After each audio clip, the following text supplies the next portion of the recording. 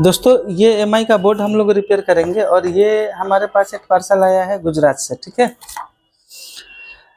Board का number देख सकते हैं। Xiaomi में ये लगता है TPD.950X4.PB793T। इसमें प्रॉब्लम क्या है वो आपको दिखाते हैं। पावर दे दिया, बोर्ड में कोई इंडिकेटर नहीं आ रहा है और ये बहुत लोगों के साथ ये दिक्कत आता है।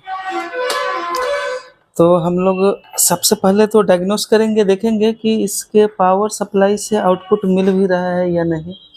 तो पावर सप्लाई से तो आउटपुट मिल रहा है और सभी जगहों पे देखेंगे वोल्टेज यहाँ पे 3.3.84 के आसपास है। 1 वोल्ट, 1.22, 1.79 यानी 1.8 वोल्ट ही समझेंगे।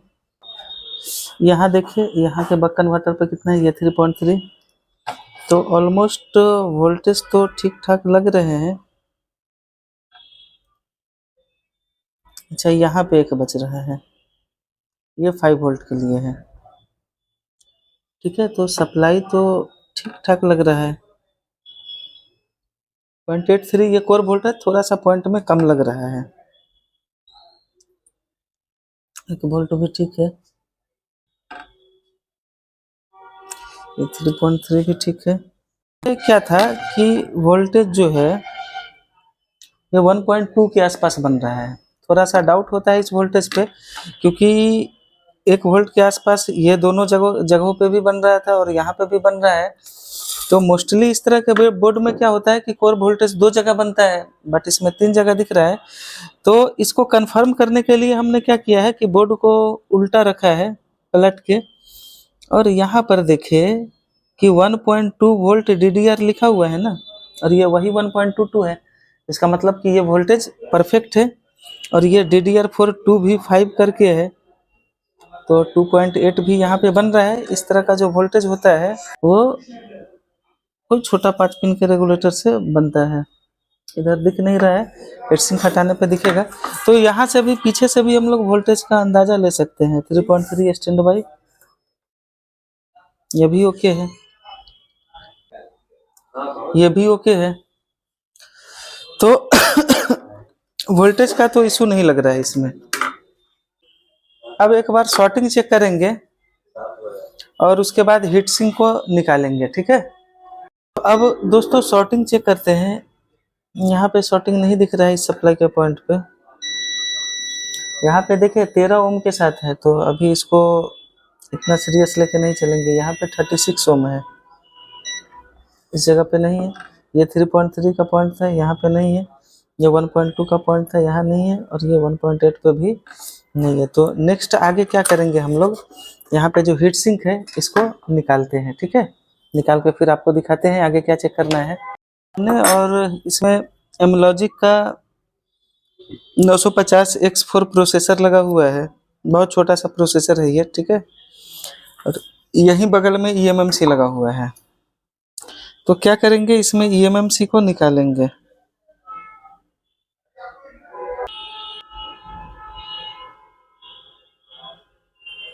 और इस केस में एकमात्र यही उपाय बचता है।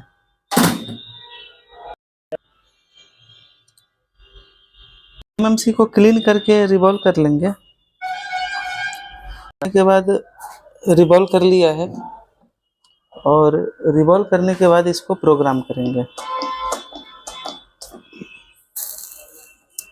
साथ ही ये चेक भी हो जाएगा ना, यूएफआई बॉक्स पे लगा के हम लोग इसको चेक भी कर सकते हैं कि eMMC का स्थिति क्या है।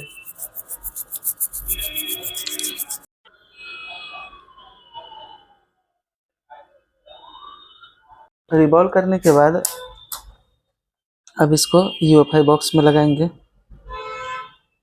ठीक है, इसका एप्लीकेशन ओपन है और आइडेंटिफाई eMMC पर क्लिक करेंगे। देखना है कि ये कनेक्ट हो रहा है कि नहीं। EMMC डिटेक्ट हो रहा है और जो पार्टीशन इन्फो है वो देख के पता लग रहा है कि ये 7.28 GB यानी 8 GB का ये EMMC है। और इसका हेल्थ चेक करें हम लोग, ये 10% टाइम यूज हुआ है, मतलब ठीक ठाक है, ये चलेगा। अब इसमें क्या करेंगे कि इस बोर्ड का फ्रेश फाइल, मतलब ऐसे ही किसी चालू बोर्ड का रीड किया हुआ फाइल वो राइट करेंगे। उसके लिए क्या करना है, इरेज कर लेंगे पहले।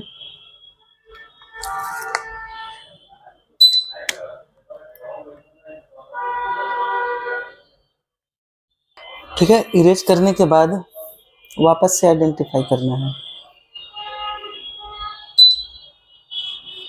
ठीक है, और इसका फाइल इसमें डालते हैं। तो दोस्तों देखिए, इस बोर्ड का नंबर है ना TPD.T950X4PB 793। तो ये फाइल है हमारे पास, इसका PB 793 है ना, T ये लेना है। और इसमें ये चारों फाइल है। तो ये बूट 1 को उठा के कहाँ डालना है, बूट 1 में। बूट 2 को उठा के कहाँ डालना है, बूट 2 में। और यूजर एरिया को उठा के कहाँ, यूजर एरिया में। और EXTCSD को EXTCSD में। और अब राइट पर क्लिक कर देना है। ठीक है, देख सकते हैं आप राइटिंग स्पीड जो है लगभग 12 MBPS के आसपास है। और जो समय हमारा लगने वाला है वो है लगभग 10 मिनट के आसपास। तो 10 मिनट वेट कर लेते हैं, फाइल ये राइट हो जाता है। फिर EMMC को वापस मदरबोर्ड में लगा के चेक करेंगे कि बोर्ड हमारा ऑन हो रहा है या नहीं। फाइल राइट हो गया है EMMC के अंदर। अब इसको निकालेंगे, ये इसीलिए लगाया था कि थोड़ा दिक्कत कर रहा था। अब निकाल के इसको वापस से बोर्ड में लगा देते हैं। जिस समय बोर्ड से हमने EMMC निकाला था तो उसी समय बोर्ड पे भी सफाई कर लिया था हमने, उसका फायदा अब मिलने वाला है। ठीक है,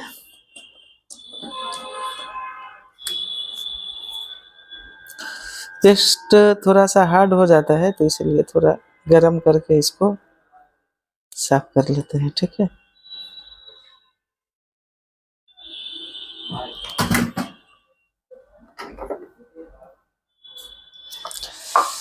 EMMC लगा लेते हैं यहाँ पे,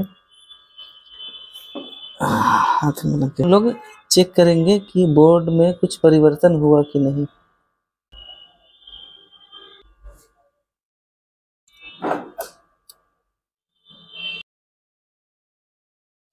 तो EMMC लगा दिया है हमने और बोर्ड में पावर देने जा रहे हैं। स्विच हमारे हाथ के पास है, कहाँ गया, हाँ जी। अब इसको प्रेस करेंगे, ये प्रेस कर दिया लेकिन कुछ, हाँ अब हुआ ना, हाँ ब्लिंक कर रहा है। पहले क्या था कि कुछ भी नहीं हो रहा था इसमें, तो ये ब्लिंक कर गया। अब देखते हैं कि ये ऑन हो रहा है कि नहीं, क्योंकि EMI में क्या होता है कि ब्लिंक करके पहले बंद हो जाता है, लाइट जल के फिर ऑन होता है। तो कोई बात नहीं, अभी पता चल जाएगा। मेन बोर्ड टेस्टर पे लगाने का जरूरत नहीं है, पैनल VCC देखिए अभी ये स्टैंड बाई में है। ठीक है, अब दोबारा इसका पावर बटन प्रेस करते हैं। प्रेस करने पे ये जला। पैनल VCC चेक करें आप, 12 वोल्ट आ रहा है।